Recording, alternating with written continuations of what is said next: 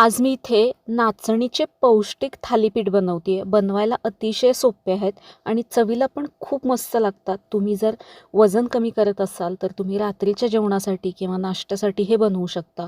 किंवा लहान मुलांना बऱ्याचदा नाचणी अशी आवडत नाही, तर असे थालीपीठ बनवून द्या, नक्की आवडीने खातील आणि चवीला जबरदस्त असे लागतात.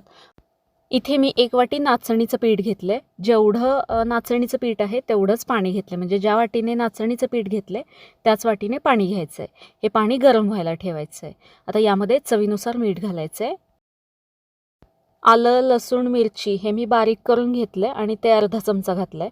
जर तुमच्याकडे नसेल किंवा बनवायचं नसेल तर किसून पण तुम्ही इथे घालू शकता. आता थोडंसं आपल्याला हे शिजवून घ्यायचं आहे, लसूण मिरचीचा कच्चेपणा जाईपर्यंत.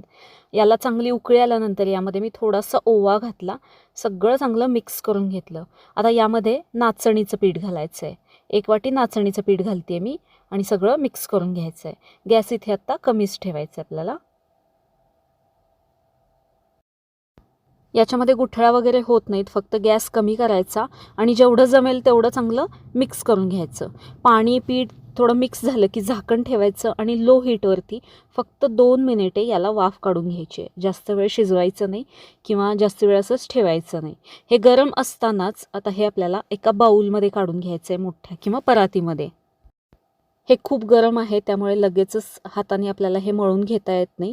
थोडंसं मी चमच्यानीच थोडं एकसारखं करून घेते आणि हाताला सोसेल असं झाल्यानंतर आपल्याला हे मळून घ्यायचं आहे. आता यामध्ये लागलं तर तुम्ही पाणी घालू शकता, पण शक्यतो गरज लागत नाही.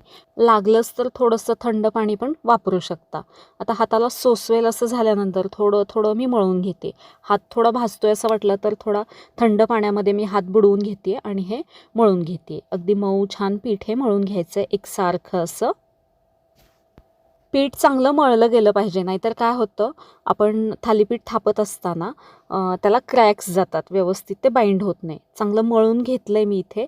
आता यामध्ये मी एकदम बारीक कापून घेतलेला कांदा घातला आहे, अर्धा चमचा धणेपूड, थोडीशी जिरेपूड, तीळ घातलेले आहेत मी यामध्ये, बारीक कापून घेतलेली भरपूर कोथिंबीर घालायची आहे.